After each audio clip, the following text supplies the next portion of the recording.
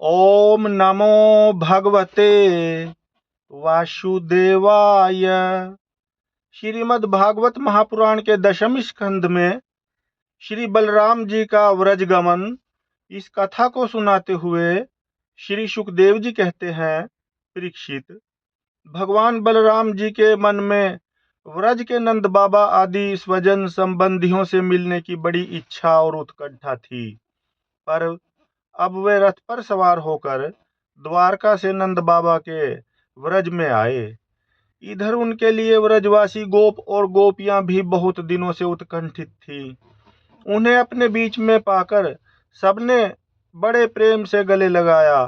बलराम जी ने माता यशोदा और नंद बाबा को प्रणाम किया। उन लोगों ने भी आशीर्वाद देकर उनका अभिनंदन किया, यह कहकर कि बलराम जी, तुम जगदीश्वर हो, अपने छोटे भाई श्री कृष्ण के साथ सर्वदा हमारी रक्षा करते रहो। उनको गोद में ले लिया और अपने प्रेमाश्रुओं से उन्हें भिगो दिया। इसके बाद बड़े बड़े गोपों को बलराम जी ने और छोटे छोटे गोपों ने बलराम जी को नमस्कार किया। वे अपनी आयु, मेलजोल और संबंध के अनुसार सबसे मिले जुले। ग्वाल बालों के पास जाकर किसी ने हाथ मिलाया, किसी से मीठी मीठी बातें की, किसी को खूब हंस हंस कर गले लगाया। इसके बाद जब बलराम जी की थकावट दूर हो गई, वे आराम से बैठ गए। तब सब ग्वाल उनके पास आए। इन ग्वालों ने कमल नयन भगवान श्री कृष्ण के लिए समस्त भोग, स्वर्ग और मोक्ष तक त्याग रखा था। बलराम जी ने जब उनके और उनके घर वालों के संबंध में कुशल प्रश्न किया, तब उन्होंने प्रेम गदगद वाणी से उनसे प्रश्न किया, बलराम जी, वसुदेव जी आदि हमारे सब भाई बंधु सकुशल तो है ना? अब आप लोग स्त्री पुत्र आदि के साथ रहते हैं, बाल बच्चेदार हो गए हैं, क्या कभी आप लोगों को हमारी याद भी आती है? यह बड़े सौभाग्य की बात है कि पापी कंस को आप लोगों ने मार डाला और अपने सौहर्द संबंधियों को बड़े कष्ट से बचा लिया।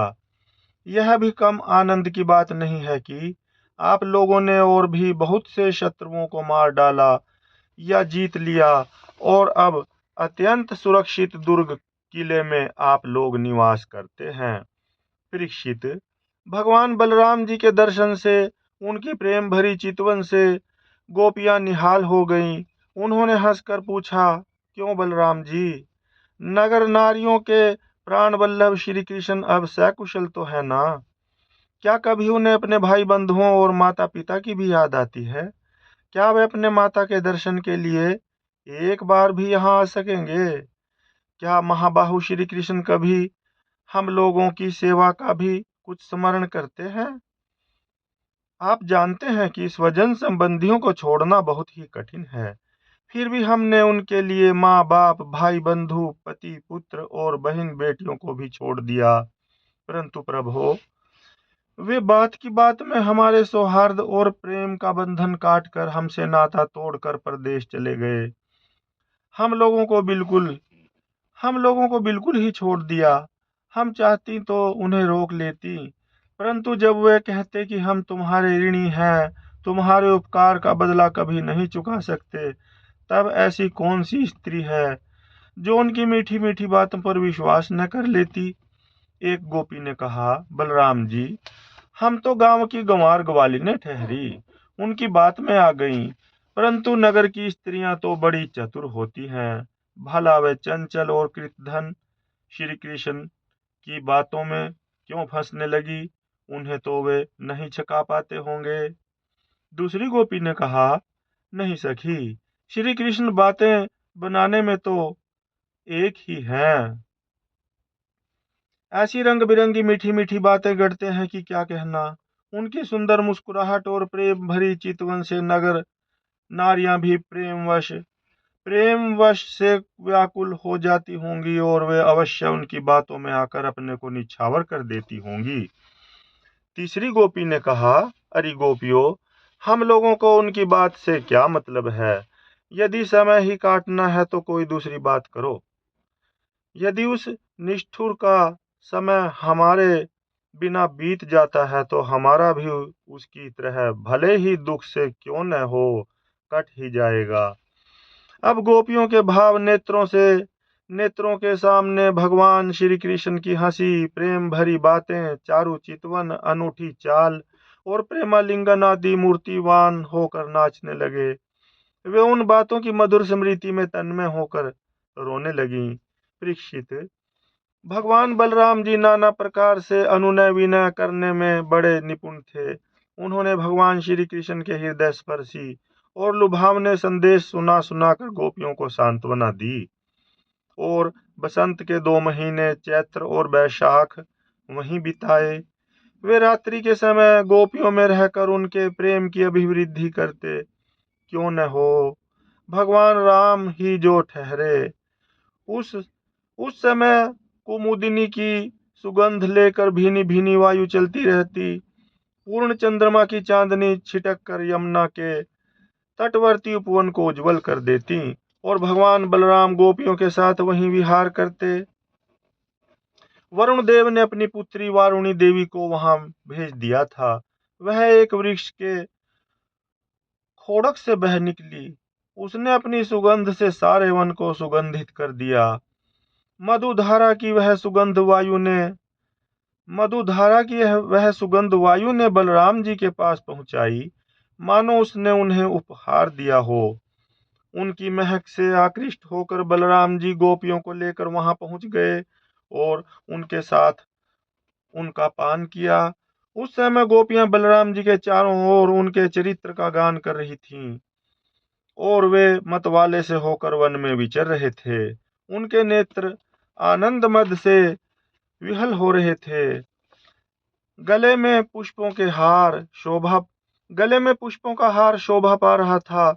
वह जयंती की माला पहने हुए आनंदोन्मत्त हो रहे थे। उनके एक कान में कुंडल झलक रहा था।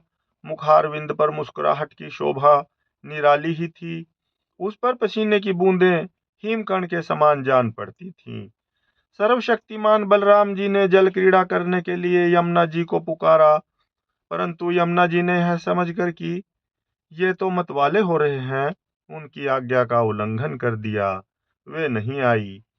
तब बलराम जी ने क्रोधपूर्वक अपने हल की नोक से उन्हें खींचा और कहा, पापनी यमुने, मेरे बुलाने पर भी तू मेरी आज्ञा का उल्लंघन करके यहाँ नहीं आ रही है, मेरा तिरस्कार कर रही है। अब मैं तुझे तेरे स्वेच्छाचार का फल चखाता हूँ। अभी अभी तुझे हल की नोक से 100 टुकड़े किए देता हूँ। जब बलराम जी ने यमुना जी को इस प्रकार डांटा फटकारा, तब वे चकित और भयभीत होकर बलराम जी के चरणों पर गिर पड़ी और गिड़गिड़ाकर प्रार्थना करने लगी। लोकाभिराम बलराम जी, महाबाहो, मैं आपका पराक्रम भूल गई थी। जगतपते, अब मैं जान गई कि आपके अंश मात्र शेष जी इस सारे जगत को धारण करते हैं। भगवान, आप परम ऐश्वर्यशाली हैं। आपके वास्तविक स्वरूप को न जानने के कारण ही मुझसे यह अपराध बन गया है। सर्वस्वरूप भक्तवत्सल, मैं मैं आपकी शरण में हूँ। आप मेरी भूल चूक क्षमा कीजिए, मुझे छोड़ दीजिए। अब यमुना जी की प्रार्थना स्वीकार करके बलराम भगवान जी ने उन्हें क्षमा कर दिया और फिर जैसे गजराज हथनियों के साथ क्रीड़ा करता है, वैसे ही वे गोपियों के साथ जल क्रीड़ा करने लगे। जब वे यथेष्ट जल विहार करके यमुना जी से बाहर निकले, तब लक्ष्मी जी ने उन्हें नीलांबर, बहुमूल्य आभूषण और सोने का सुंदर हार दिया। बलराम जी ने नीले वस्त्र पहन लिए और सोने की माला गले में डाल ली। वे अंगराग लगाकर सुंदर भूषणों से विभूषित होकर इस प्रकार शोभायमान हुए, मानो इंद्र का श्वेत वर्ण ऐरावत हाथी हो। परीक्षित, यमुना जी अब भी बलराम जी के खींचे हुए मार्ग से बहती हैं और वे ऐसी जान पड़ती हैं मानो अनंत शक्ति भगवान बलराम जी का यशगान कर रही हों। बलराम जी का चित्त व्रजवासिनी गोपियों के माधुर्य से इस प्रकार मुग्ध हो गया कि उन्हें समय का कुछ ध्यान ही न रहा। बहुत सी रात्रियां एक एक रात के समान व्यतीत हो गईं। इस प्रकार बलराम जी व्रज में विहार करते रहे। हरि ओम तत्सत। हरि ओम तत्सत। हरि ओम तत्सत। ओम नमो भगवते वासुदेव।